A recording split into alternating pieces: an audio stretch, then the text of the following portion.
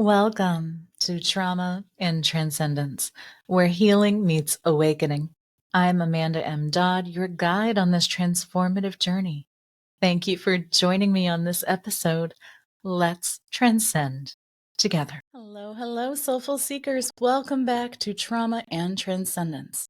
Today we are episode 12. How did this happen? Whoa! I have a very special guest today, and I can't wait for you to meet her. To know her is to love her. Her name is Brenda Rhodes, and I met Brenda, well, it's been a little bit now because I've encountered her in several of our community circles with hypnotherapy. But what you'll learn is Brenda is highly talented, as are many of the special guests I bring here for you. So Brenda currently is a hypnosis instructor, a Reiki master teacher, and she's practicing and teaching Andean shamanism. Without further ado, welcome, Brenda. Thank you for joining me today. Thank you, Amanda. How have you been? What are you enjoying these days? Manifesting. I've been wonderful. Everything is just, working very well. Synchronicity is totally 100% kicked in, and just really enjoying being in the present. Oh, that's beautiful. I haven't had a whole lot of talking about manifesting yet on this channel or synchronicity. Do you care to expand on either of those? Yeah, sure.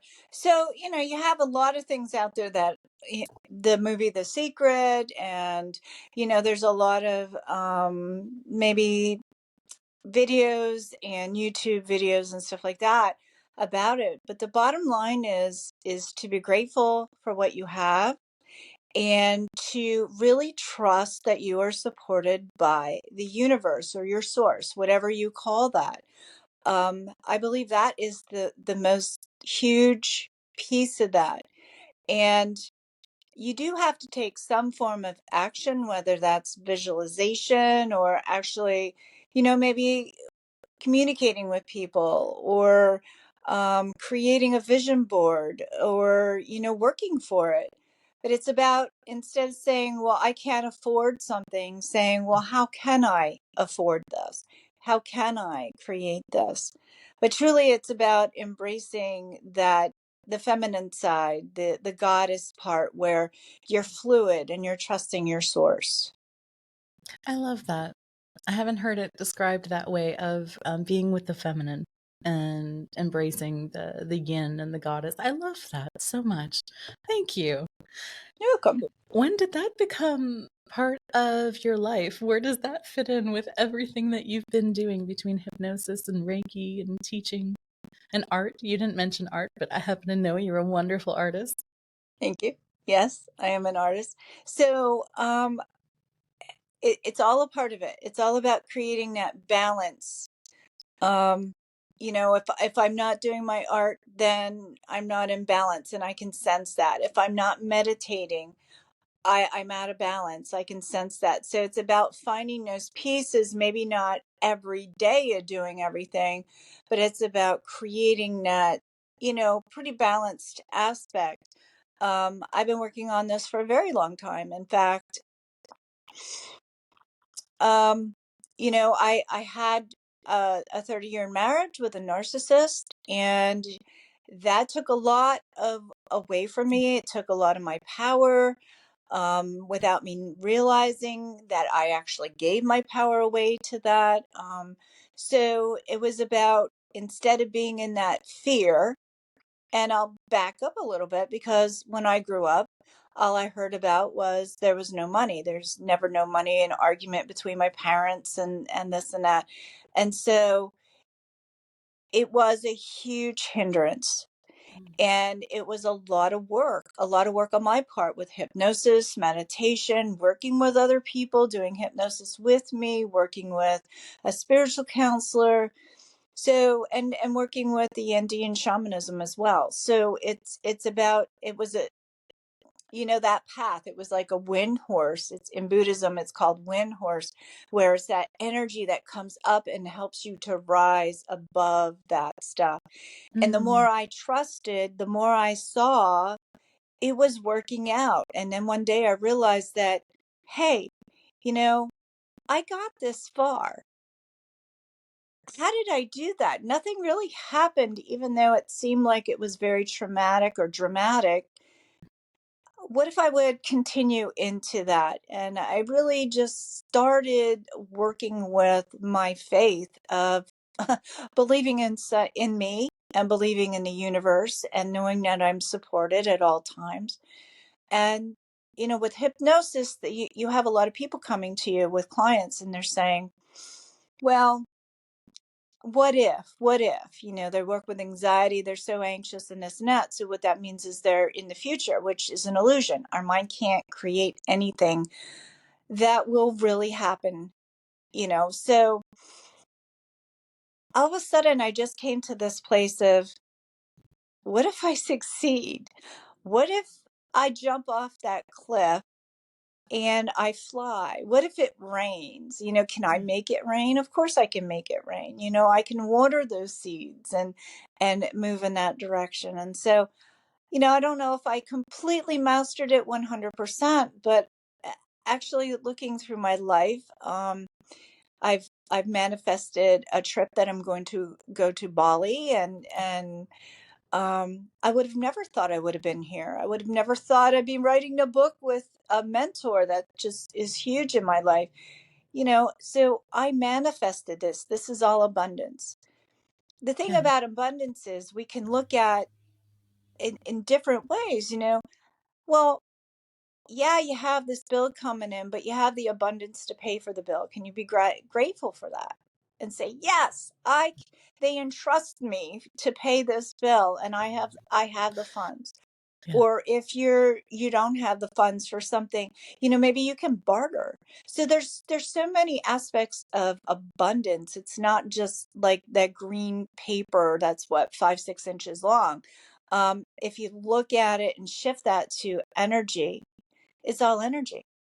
So how can we use our energy to support us and to move forward and to give us what we need? And a lot of times what we want isn't so great. There might be something so much better, so we don't get what we want. And then we realize after the fact, we might throw a tantrum or whatever that is. And then we realize, oh, that really wouldn't have been good for us. So that's how I've been applying it. And I keep working at it. I don't stop. It's a process. It's an everyday way of being. Yeah. Oh my goodness. I heard a lot of good stuff. um, I heard what sounded like multiple spiritual awakenings in there, with the realization of the 30 years of being married to a narcissist. Like, I know so many people I've had my moments with that as well. What was that point that you got to see through what I call the fog? Because sometimes when we've been, and it's conditioning, I feel very strongly, when we've been in that kind of entrenchment, that conditioning, what helped you see through the fog to realize, hey, there's a whole other life out there. There's all kinds of other stuff happening, and I'm missing it. It happened in small segments. I can remember when I was about 8 years old, I was laying in bed and I had this realization I wasn't my body. Yeah. I knew that this wasn't me. But Mhm. who is this me that's in this body? And it wasn't like I could really ask anybody. My mother was, I'll just say, holy roller, Okay. and my father was a truck driver. He believed in God and in his way, and so I was brought up in a religious community, and it just wasn't working for me. I would be sitting in church and they're holding the plate up, and then I'm like, well, I thought we weren't supposed to worship idols, but here you're saying a prayer and you're holding this up, and it's like, this doesn't work for me. So like, my belief system is just that. It's my belief system, and Yeah. I don't expect anybody to believe like I do. But I do know that a lot of people relate to that. So that was one of the things. Obviously, a lot of childhood trauma, and finding ways of working through that, of surviving. So I went from borderline personality disorder from my mother into a narcissistic relationship, which is I didn't really know we had that in common. That explains a ta-da. lot about why we enjoy each other so much.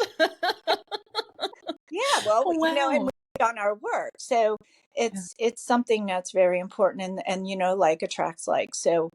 Um so one day I was in the kitchen, and my father had walked past me, and I felt just so completely enraged.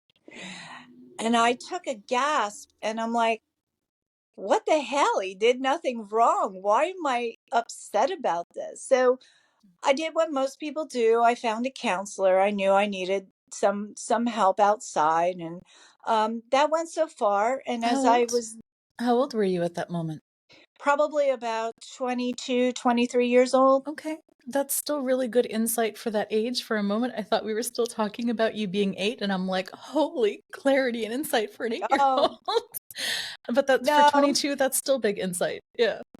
Yeah, yeah. So, no, there was a lot of trauma in between 8 and Mm. 18. So I went to the counselor, who was a Lutheran minister as well, and it was helpful.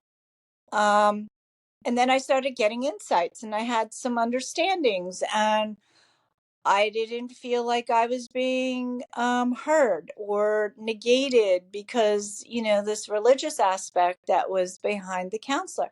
Not that that's anything wrong against her.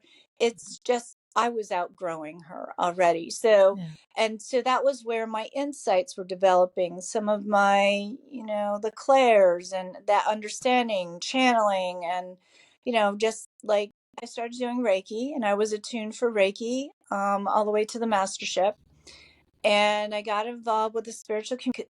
In my age, it was the Jim Jones, when they had the when the Jim Jones had all his people drink the poison.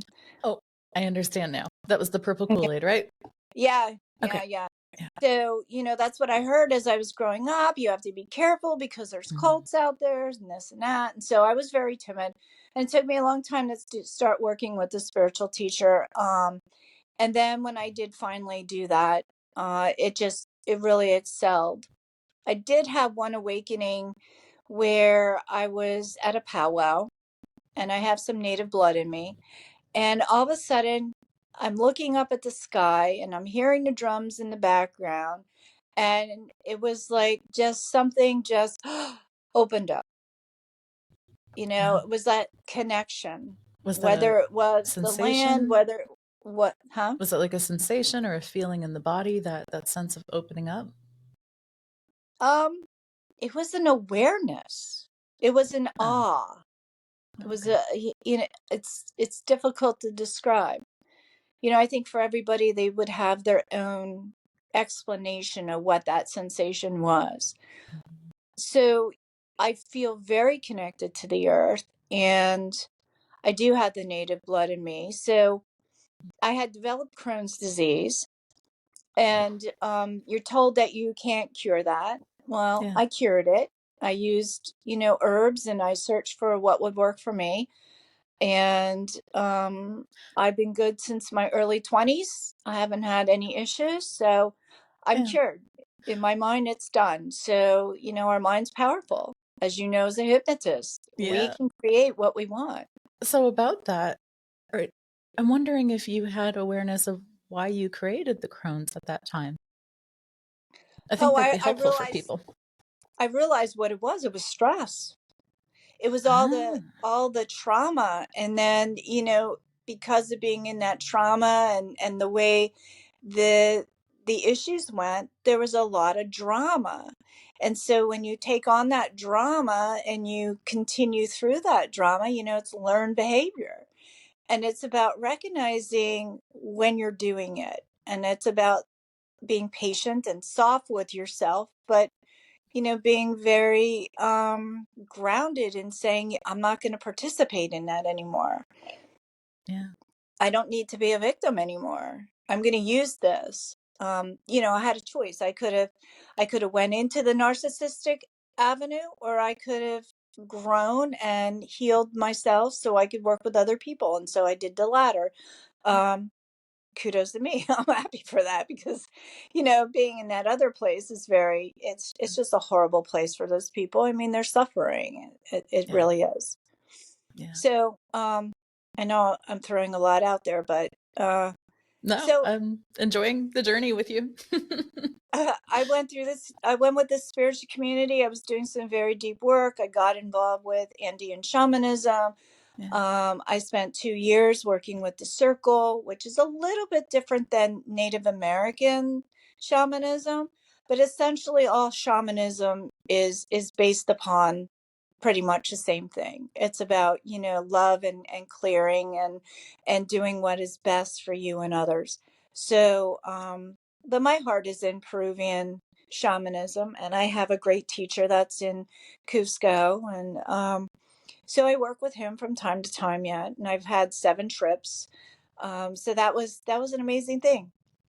Going back to the manifestation, I would have never guessed I would have been able to do that.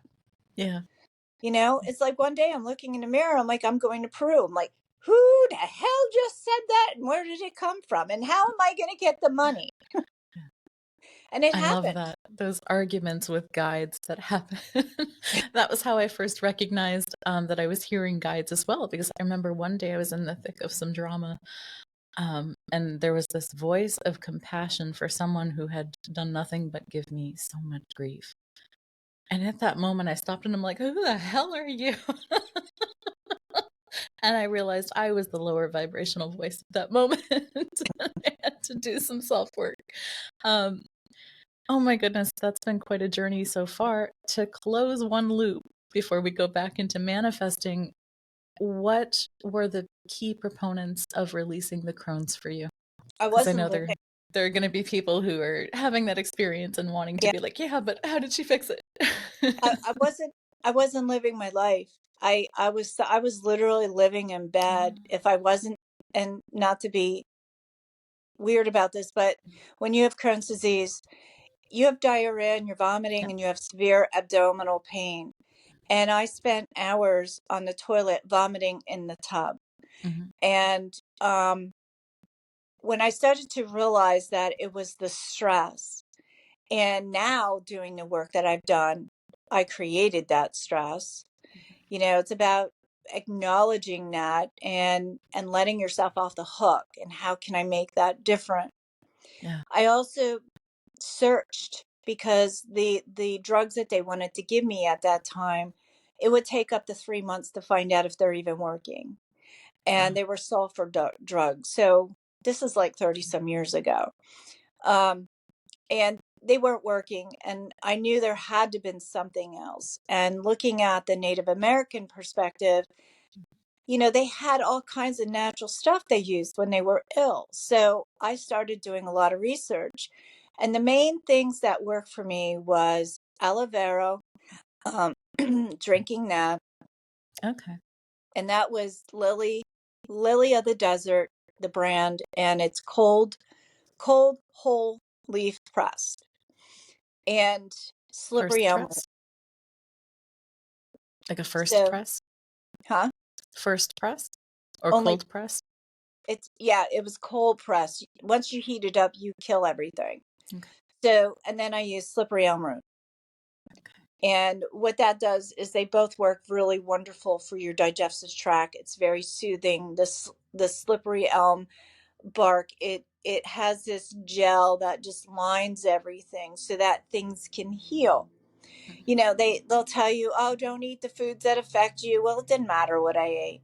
What mattered is if I allowed myself to become overwhelmed and stressed. There were situations that were still happening beyond my power that caused stress and overwhelmment, but I had to figure out how to keep myself in a better place so I didn't get so hooked into it. Was the Crohn's part of the difficult marriage? Because that was a long time. No, it wasn't. Okay. And in fact, I probably, from the time I was diagnosed, I was misdiagnosed for probably 2 years. And the one diagnostic was that I was a female and females have problems. And I so can't even. That's painful. Just so I was very distraught, and I suffered a lot longer than I should have because I refused to go to another doctor because I knew this was not in my head. Mhm. And so when I did finally end up in the hospital, did you know you can vomit in 7 different colors? I did not. Wow. Well, you can. So when I finally was diagnosed, it was a relief. And then it was like, okay, what is that? And it's like, okay, what do we do? How do I get rid of this? You can't get rid of it. You will die with it. You won't die from it, but you will die with it. Those are some Um, terrible suggestions. exactly, exactly. Doctors can be your Yeah. worst hypnotist, trust me. But I didn't buy into it. And that's the key thing. I didn't buy into it. I did a lot of study. I did a lot of trying different things. I mean, everybody's different. This what I did may not work for somebody else. But there's a lot of different things. But one of the things is to let go of the stress. So, find a hypnotist, find a teacher, find someone who can help guide you so you're out of your narrow perspective Yeah. and open up your mind so that you can say, you know what, I am okay. I'm okay with this, and I can make it different, to empower yourself. So that's how I moved out of that. And Now, actually, from the time I was diagnosed, I had my first child at 26, and I was already done with it probably a year before that. So it was probably 3 years. So yeah. I I don't work with a lot of difficult or larger illnesses just because I don't have a whole lot of experience with that personally. Um, and I heard you talk about like the physical ways that you'd address that. One thing I have seen with clients though is everything that we have is always an answer for us at the time. Mhm. And so it might not be the highest vibrational, most, best potential answer, but it was resolving or solving something in the moment. It was just a bad strategy that we needed to rewrite. Is that something you do, though? Do you work with people who have some of the more serious, more challenging issues where they've got to rewrite that bad strategy? Always. Yeah. Always. And like you were saying, there's an origin to it. And if the person's higher self is willing to go to the origin, then we will go to the origin and work with it in that way. Sometimes people's higher self is not feeling that that is the best for them. Mm-hmm. So like I want to work with the way the person works and work on their level. So I always get permission to do that. And if I don't have the permission, then I will navigate in different ways. There's all kinds of different Yeah. forms of hypnosis that you can do. But yeah, origin work is amazing. It's very healing. Inner Yeah. child work is extremely helpful. That's one of my favorite. I've been doing a lot of that, especially in the past 2 weeks. And I'm enamored with it because of the changes that we can make and how fast and how drastic they can be. It's very exciting. It's super fulfilling. But if someone's having one of those bigger, harder struggles, they can come and see you and know that you've got a myriad of solutions to look at with them. Sure, and Yeah. you're guiding them. They already hold the answers. And that's what the key is that, you know, don't give your power away to people. You already have the answers. You just need that guide that's going to help you to tap into your answers. Mm. So, there's no fix it pill, Right. period. And if there was, it would have consequences. As we're seeing with, I don't even know if I'm allowed to say it, one of the weight loss pills that people are taking now, and there are massive consequences happening. So you don't want that. Mm-mm. No, no. So, Better ways to support yourself than chemicals. so allow me to steal one of our combined mentors' favorite lines, one of two which I will use readily, and this from Shelley Stockwell. I would like to hear the story of you, but the story of you in terms of what modalities did you begin with first? I heard the self-awareness, I heard later Indian shamanism, but if you were to put it on a timeline, what did that evolution look like for you? Um, well, I think it was more hypnosis. I started with hypnosis first. I went to a midwife. And of course, because I had Crohn's, everybody looked at me that I was high risk. Mm. And when you tell me not, I shouldn't do something, forget it. I will go that way. So I went to the midwife. Sound familiar? So yeah, so I went to the midwives, and my midwife said, "Would you like to use hypnosis to help you with birth?" Because she knew, she could tell, she could sense that this was very scary, and it, and she knows how valuable it is. And I said, "Sure." So she made me. I'm going to age myself, a tape. Yeah. So she made me a tape, and I listened to the tape every evening before I went to bed. And then I would listen to the tape during the day. And what I realized was afterwards, I actually had a progressive relaxation tape way before that.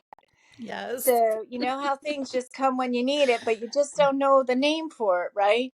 Mhm. So I used that. And then after I gave birth, we actually became really good friends. And she said, you could help me. Would you be willing to help my clients for birthing to be in less fear and use hypnosis? I'm like, yeah, but I don't know how to do that. So she pulls the book off her shelf, which I realized was, oh, that's where you got the information for the tape. And so I took the book home. I learned, I read it, I used it, I faked it till I made it. And I work with hundreds of women to give birth naturally and easily. And I have that book on my bookshelf today. So Do you care to name it? Was it the Monaghan method or just like a general guide to hypnosis? it's general. It was called Hypnosis for Change. I can see it right now. I have that book. It's a good book. Yeah. Imagine that. What else do we have in common? So yeah, so I used that, and I was really, really interested in past life. But because of all my conditioning, lots of negativity in my world, lots of negativity in my head, I didn't believe that I was safe to be able to do this with people. But I did start getting involved with Sylvia Brown. Now, this is years. This is a couple years. So in between this, I became a Reiki practitioner, master, all that. And so I So decided to go out to you're California and working work. within hypnosis. What drew you to Reiki at that moment? I actually did that the other way around. Um, Again, it was just the universe's guide. Yeah. I don't know. I think I met the woman at a holistic expo. I really can't remember. When things are done and it's not important, it really doesn't stick with me. Um, so my timeline may fluctuate a couple years here and there, but the main point is that I was able to use these modalities and help people. But I went out to California and I got certified for spiritual hypnosis with Richard Suffin.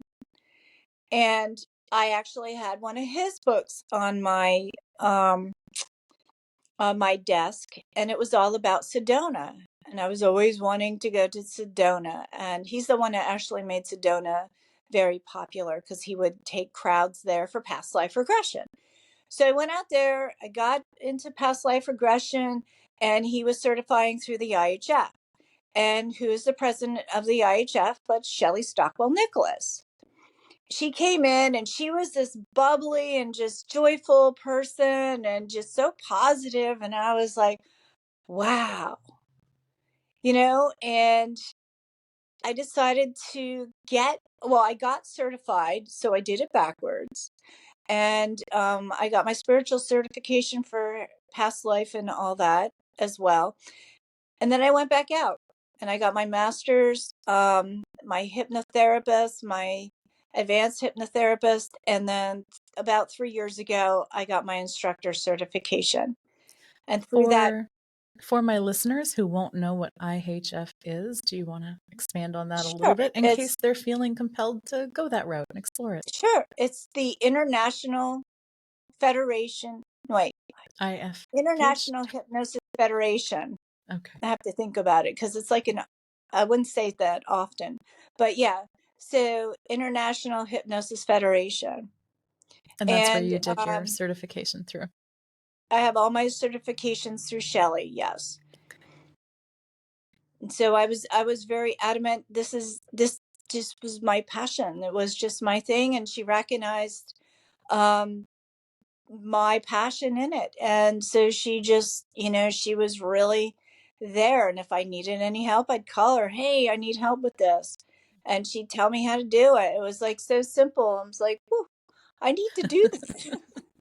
I've seen Shelley. Shelley makes a lot of things look very simple, very easily. Okay, So you've yeah, known and Shelley for a lifetime. pretty much, Yeah. yeah. When I was reborn and I Okay. grew in me, yeah, she was a big help. She was, a mentor. She was amazing. So I had my Oh. spiritual teacher, and then I had her, and I started outgrowing my spiritual teacher.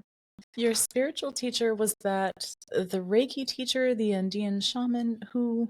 The She was the teaching Buddhism. She was teaching Indian shamanism, and later on you start to realize that there's some stuff there that wasn't working well, Mm-hmm. and wasn't supporting me, Yeah. and I need to keep moving and I need to keep growing. And if somebody tries to halt that, I will just move in a different direction. So, I um, love that because so often, and I've had that experience myself, if there can be a lot of guilt, a lot of shame, a lot of personalizing and internalizing of, oh, maybe I'm the problem.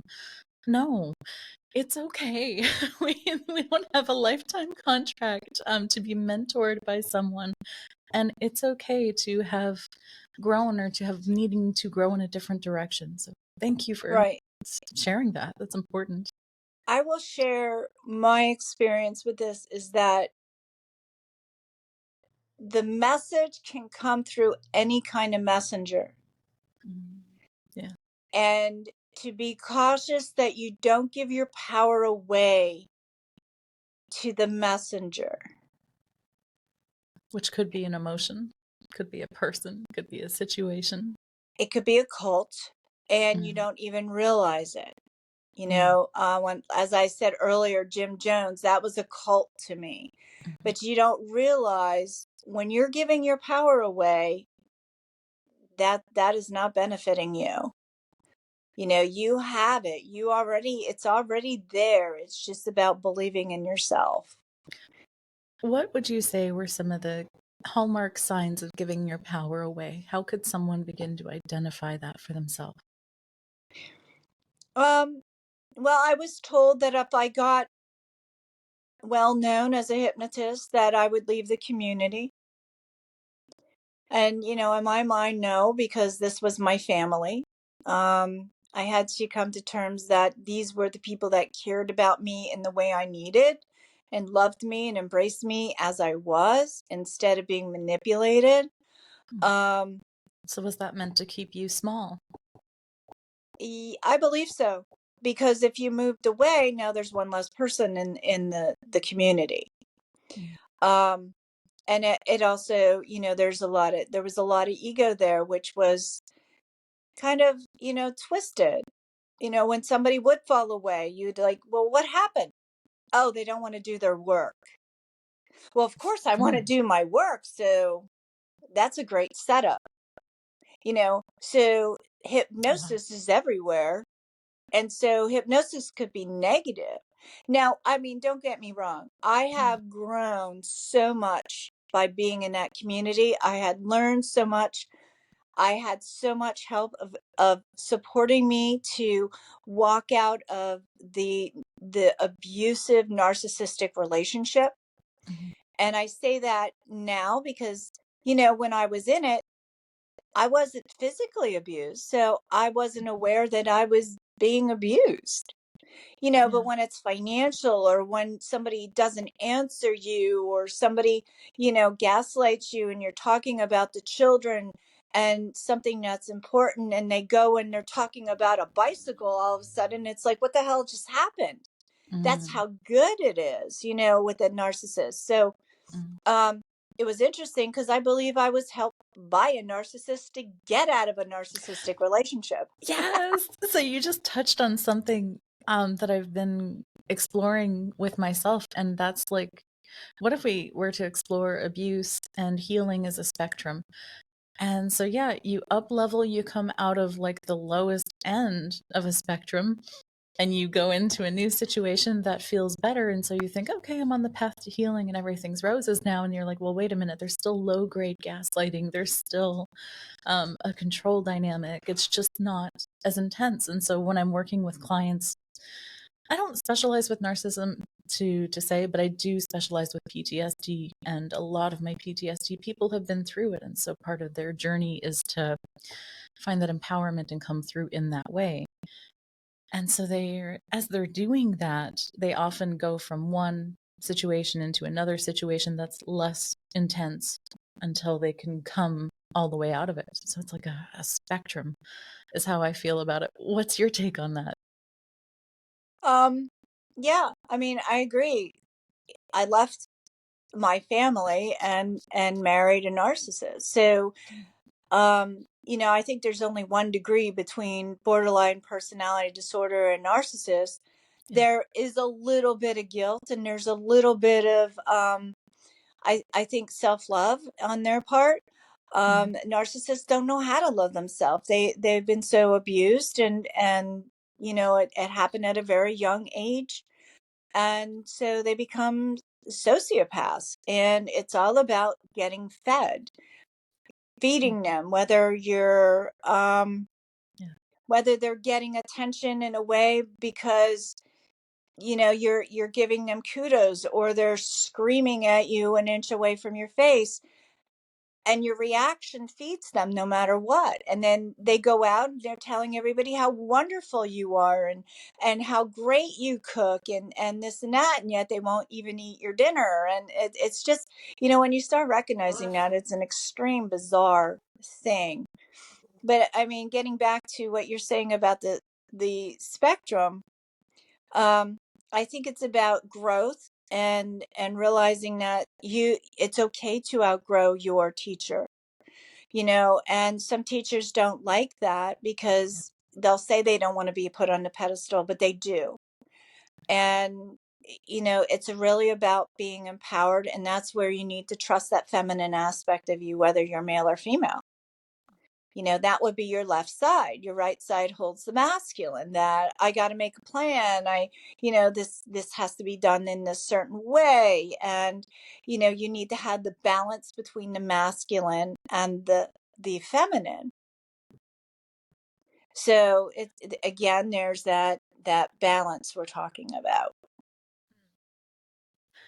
And so what happened from there? We went into hypnosis, we went into Reiki, then Indian we're shamanism. I learned a lot, with the Indian shamanism. I even stepped into teaching it. Um, it is a piece that's close to my heart. It works for me. I can help people that feel very, very stuck. Um, pulling off energy, breaking up energy, helping them remove, past life things that may have, I mean, literally, I've seen people with daggers in their back, mm, and you help them to remove that carryover, and they're in this amazing place. I have a client that I work with. I pulled an axe. I helped her. She pulled it out of her, and she's like a totally different person. And we don't realize how cellular this is. I've Whether I've encountered it from a different end. And while I do enjoy a little bit of shamanism, and I did learn shamanic journey and some drumming, I didn't go full on into training in that way. But I went the emotion code and the body code route. And so again, we're still working with the subconscious. For me, at the end of the day, it's all hypnosis, isn't it? Isn't just Yes, everything hypnosis? yes. Maybe it's my bias, but even a Reiki session, when someone tells me about a wonderful Reiki session, I'm like, oh, they're adept at hypnosis. Well, yeah, they're relaxed. And when they get Yeah. into that relaxed state, their brain goes into the alpha waves. So that is Yeah. the waves, the hypnosis. That's the Yeah. same as meditation, prayer. I mean, think about it. If you go into a church and you sit there, what are they doing? They're standing up Yeah. on a podium. Your eyes are looking up. So now you have eye fatigue. You go into hypnosis. Yeah. That's why when you open your eyes, they're passing the plate because you're just in an automatic hypnosis. I'm sorry, it's the truth. And I don't mean to offend anybody because It's great. it, I but hadn't that put it is together, but hypnosis. that's accurate. It is. Yeah. I mean, watching TV, they keep Yeah. telling you over and over and over, oh my God, ask your doctor for this pill. It's going to make you happy and it's going to be fun. You have all these happy faces and Yeah. people laughing. And then the first or third, thing that can happen is death. Ooh, that's a lot of fun. It was terrifying. Sorry. You know, so yeah, everything is hypnosis, especially Yeah. you. Whatever you're saying to yourself, you're hypnotizing yourself. So whether it's negative or positive, you're making it correct for you in your mind. And it's like a background computer program, it's running in the background. Yeah. One of the things that I picked up from Jason Linett, one of his favorite things that he says that I love is he shows clients how they're already practicing self hypnosis. If they're in anxiety, they're in hypnosis of anxiety. Of hey, you're already adept at this. Let me just show you how to do it better. And I Right. love that because it's so accurate. We are doing it all the time, every day, day in, day out, every moment. And there's always that new opportunity to shift the gears and reframe. Exactly. Yes, and it's not like, even with the smoking clients, well, I failed today, so I'm not going to bother. There's no sense. Or, but we have this present moment. We can make that decision. We can change in the next second. Yeah. We don't have to wait till tomorrow. We don't have to wait to New Year's. We don't have to wait, whenever we decide to do it. When we make that decision, it happens that quick. It's just about, believing and saying, yes, I'm going to do this for myself. You were talking about Jason Linett. I have one for you. So Yeah. people come in and say, I'm so out of control. I have no control. I said, well, you're in control of being out of control, aren't you? That's right. What is that a beautiful solution for? Not a practical solution, but it's an effective one, isn't it? But it makes them think. They're like, well, wait Yeah. a minute. Yeah, that's right. Yeah. Yeah. I loved the way you touched on the how it is physical, and it is. So I've had an experience of removing, I don't know if it was a dagger, I think it was just a small knife. Mhm. In the body code, I'm trying to remember what that was called. Saboteur energy, I believe we Oh, called it. Semantics. It doesn't matter what we call it, it's all the same at the end of the day. But it can, and it did actually drastically change the way I was willing to step out into life and be seen after. So I'm imagining for that client that you did that with, and she was able to remove that herself with your assistance, how empowering that must have been and what a change that made. well, that's the point. That's where my belief system is that you help them to empower themselves. Yeah. And that's when it's so profound. Yeah. So, when we do a past life or we work with inner child work, uh, let's go back, not past life, but when we were working with inner child work, that part of us at that age, whatever that was, splintered off. That piece of our, if you want to say soul, is hanging out here in the etheric body, Mm-hmm. right? So what happens is I can go, because I've had the Mm-hmm. training, of course, I can go and retrieve that part of that soul Yeah. and bring it back and put it back in the person. I could see where it split off. I'll have the whole visual of everything, how that happened And and I could why? How tell it them was preserving. everything and they're like, oh Yeah. my God, you know, Yeah. that's not the point though. Mhm. If you do, if you guide them into retrieving that peace for themselves, Yeah. it's so much more powerful. It's so much more profound. It Mm. allows them to know that, shit, I got confidence. I have this.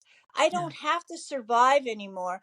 I'm in a thriving place. And by the way, I Yeah. created a program, Survive to Yeah. Thrive, for Oh, other hypnotists okay. for them to understand when they're working with someone who has the trauma from living Hmm. with a narcissist. Yeah. Um, but it's the point of How do helping them people find that, Brenda? actually I taught it through the Elming conference, Mhm. and you'd have to actually buy the program from the Elming conference, which was the whole Okay. conference itself. Um, If they're not a hypnotist, but they're curious about this program, could they reach out to you they perhaps? could reach Or, out to me and I can work okay. them with that program. Mm, There's a lot of things that, people will come in and say, and I'll just be able to finish their sentence and, yeah. Yeah. just keep, and they're like, how did you know? How did you know? Narcissism mean anything to you? Yeah. Oh, Yeah. wow. Yeah. Oh, I wow. didn't often I have to tell clients I didn't arrive here on sunshine and rainbows. It might look like it now. That's not how I got here. You But they don't have a see me and they believe that. They think, oh, you've had all wonderful days. No, that is not how I gained these skills. I had to flex these muscles. It hurt. right. Well, you know what? They were Yeah. experiences, they were teachers. Yes. And if we use them as stepping stones, if anybody uses their trauma as stepping stones and looking Yeah. at how it has helped them to move in the direction that they have, that's what I use the past for. Not to Yeah. go back and dig up that shit. It's really about looking at, oh my God, no matter how challenging it looked, you survived. Yes. And now you're 65 years old or you're 43 years old. You are thriving Hmm. because of those situations. And there's Yeah. so many people that'll say, oh my God, you're Yeah. right. I didn't raise my children like I was raised. I Hmm. was taught how not to raise a child. And I'm like, absolutely. So that way you can look at your parent as, in a way, a teacher. And, once you can get rid of that rigidness and that Yeah. anger and that sadness, and some of it is, yeah, a grieving. People are Hmm. grieving for years because they didn't have that parental whatever they thought. Leave it to Beaver if you want to age me. Um, family. Hmm. So to come back and be a part of who you are and realize that you are perfect just as you are, regardless of what happened to you, regardless of what people say to you, regardless of what people believe is better for you or how they cut you down. It's none of anybody's business what you're doing. Yeah. So if you turn that around and you say, it's none of my business what people think of me, and live your Hmm. life, Yeah. you just move so far in a huge direction. Will people fall away? Of course they will. Those toxic people that are holding you back. So what good are they? I They're was not. um I was gonna ask, so almost every guest I have another Shelley Stockwellism that I've stolen. And I Hey, at announce least this you proudly gave. every time. So it's no secret. I was gonna ask, what has been your post-traumatic growth? But I feel like you began and we kind of got a picture of it. Would you like to elaborate on it while being time conscientious? Because I don't want to bleed into your next appointments. So, what is my post-traumatic growth? Yeah. Um, I love me. Yeah. Oh, that is I love beautiful. who I I am. mean, I accept who I am. If there's yeah. something that may not be working for me, I'm not, punishing myself. I just look at it. What do I need to do? I meditate and I get my answers. But it's really, all this is about is loving yourself, really cherishing yourself, honoring who you are, the gifts that you have to hold. And many people think they don't have anything to offer, but if they smile at somebody, that's a gift. If they hold a door for somebody, that's a gift. If they compliment somebody, that's a gift. I'm sitting with Shelly and she's like, go tell that person you love them. It's like, I don't know. Really, it really is empowering when you can go up to somebody that you don't know and say, I love you. And a lot of people will probably just smile or break down and cry. Yeah. But that's really about what I'm about, is to help people to touch into their self-worth, to be able to love themselves. And the reason I shared my story isn't because it's my story that holds me back. It's what I stand on. It allows me to be able to relate with many people. And even if I didn't experience that particular trauma, I understand pain, I understand fear. And so it allows me to be at that place to express little bits and pieces. Okay, I get that. This is where I was. So you're not by yourself, because many people, especially narcissistic abuse people, believe that they're the only ones or that no one will believe them. And most of those people are touching each other in some form in their life, and they're not talking, and they're not realizing that they're okay. It's not them.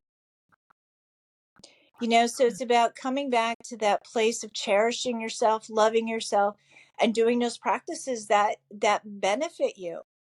Every day I do positive affirmations because it would be so easy for me to slide back into that negativity. It was drummed into me for 18 years. Mm-hmm. And I don't want to be that person. I want to be available to help other people. I want to be available to be living a life and be happy and to be in a place of contentment. And I could say for the first time in my life that most of the time in my life, I'm very content. Yeah.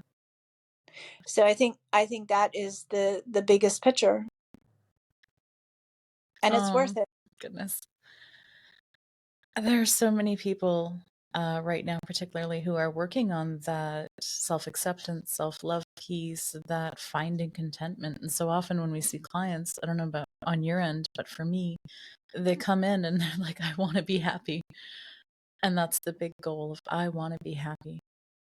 Well, I think that's why anybody goes and does anything, because they want to be happy, whether that's they're going to buy shoes that they don't need, or, they go out to eat and they don't really need that, or they come to us.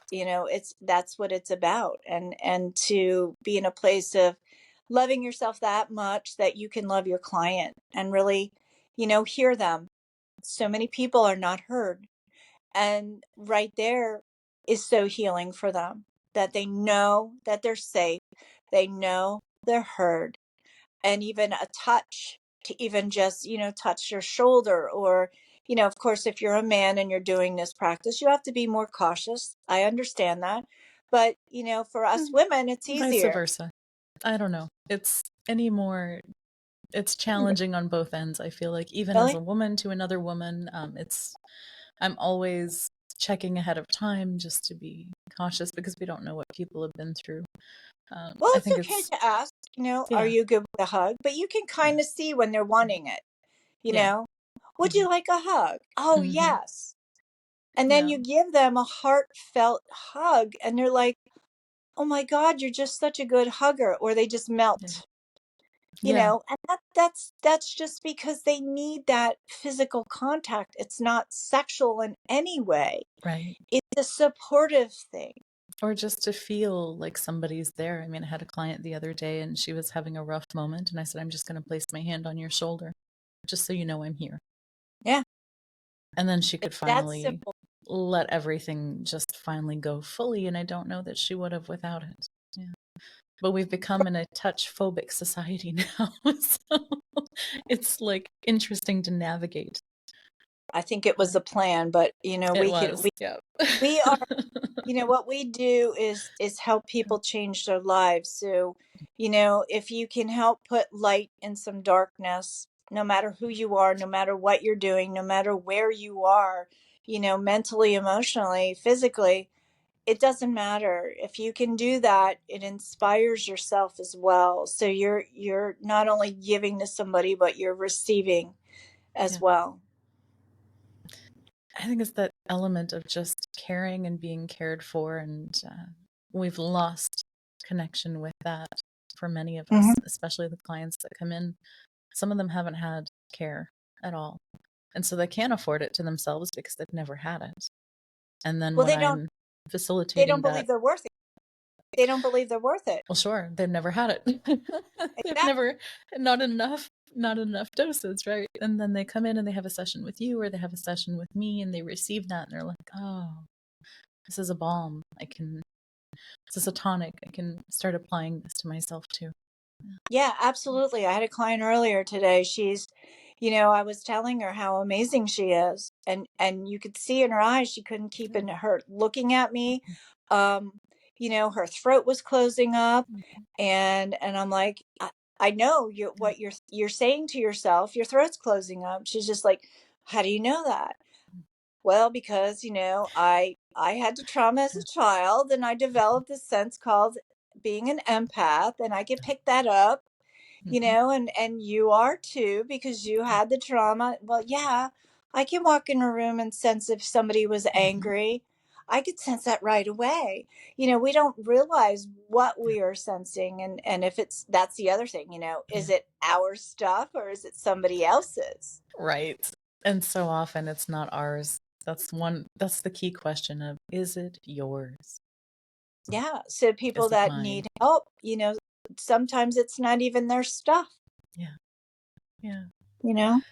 How are you on time? I just want I'm to good. double check with you. Okay. Um, so what is next for you? What are you looking at, enjoying, or deepening into? Well, like I said, I I like the made smile. I don't know what it was about, but I liked it. a lot of things. I made a decision to the IHF is going to have their conference in Bali, and so No. I decided to go, and universe was supporting, and I was able to manifest that, and so that's exciting. And I'm looking to do a lot more online clients because I would like to be able to pick up and go.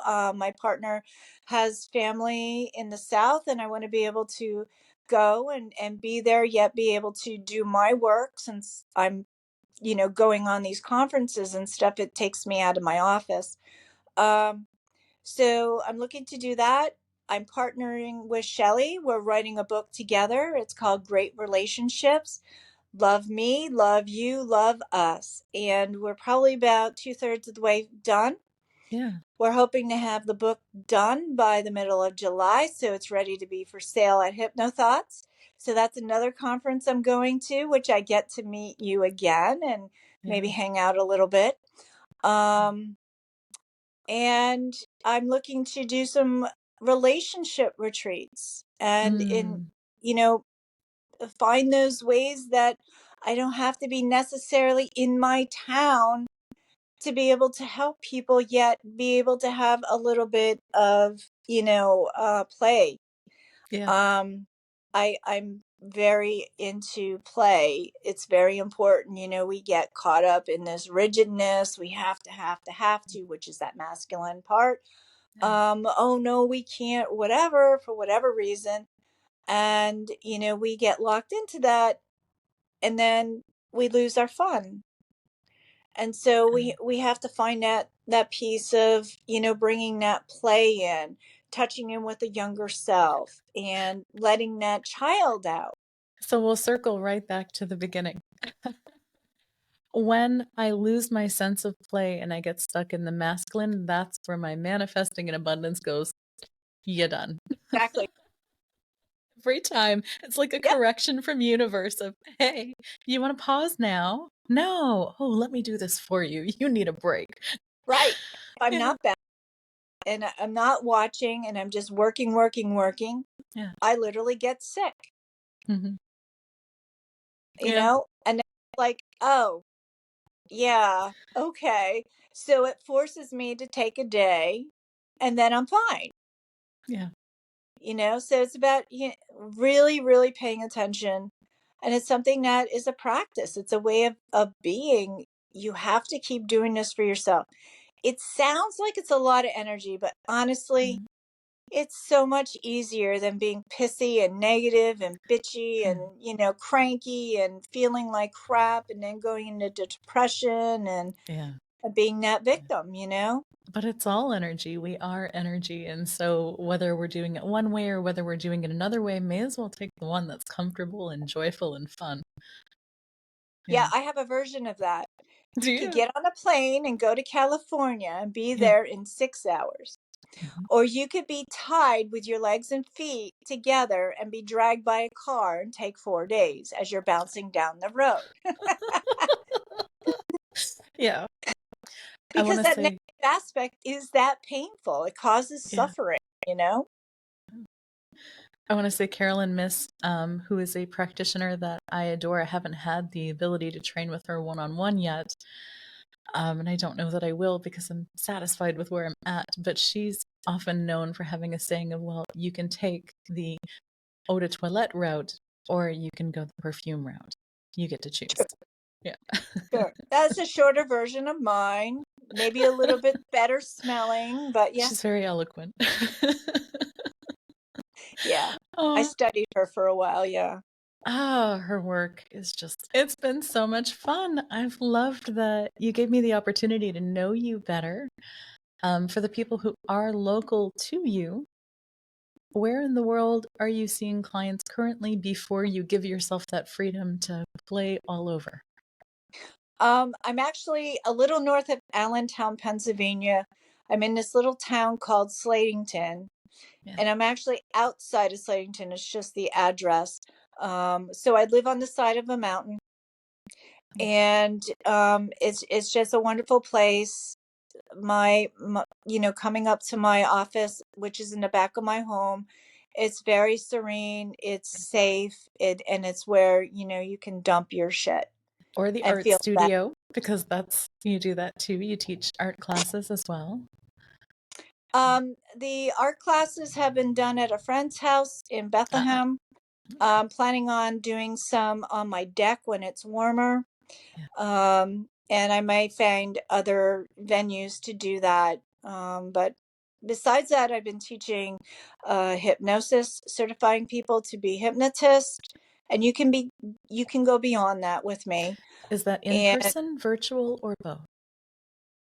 that is in person.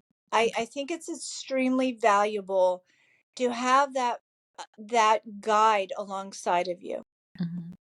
For me personally, I just think that is the best way to do that. If I can figure out how to give that personal attention online, then I'll start doing it that way. Yeah. But right now it is in person. I did Okay. all my training. I went out to California. I did all that there. Yeah. And it gets you out of your box. It gets you Yeah. away. It gives a break of your home life, your workspace, your people, that your dogs, whatever it is that may Yeah. be interfering, and also the Reiki certification is in my office as well. So, but it's easy to get a hold of me, call me, text me, go on my website. You can send an email through my website, contact information and all that. So, Yeah. I will put all of your links and information in the show notes so that people can find you in case they want to dive into their yin and their manifesting and their empowerment. well, thank you so much. Yeah. It's been so wonderful, not only meeting you, and I know we've met several times, Mhm. um, but for you to ask me, I'm very honored to be on your podcast, and I greatly appreciate you. You are a beautiful soul. You have great energy, and I know you're authentic, and Oh, you want the best for everybody, and you can recognize that in other people. And so I'm just glad that you are alongside of me helping others. me too. Thank you so much. And let's make it a point to do something playful at HypnoThoughts. Okay. We'll remind ourselves to enjoy some yin. Oh, thank you so much, Brenda. It's been beautiful to have you. Um, and as you know, beautiful transcendent beings who listen to this podcast, you can find Brenda. I'll put all of the links in the show notes. Do something inspired, wonderful, and loving for yourself today. Bright blessings. Bye. Bye. Thank you for joining us on this transformative episode of Trauma and Transcendence. Your stories matter. I would love to hear them and from you. Connect on our website, healingbeyondtrauma.com, or drop me an email at amanda@healingbeyondtrauma.com. Remember, healing is a journey we take together. Until next time, stay connected, stay inspired. This is Amanda, wishing you bright blessings.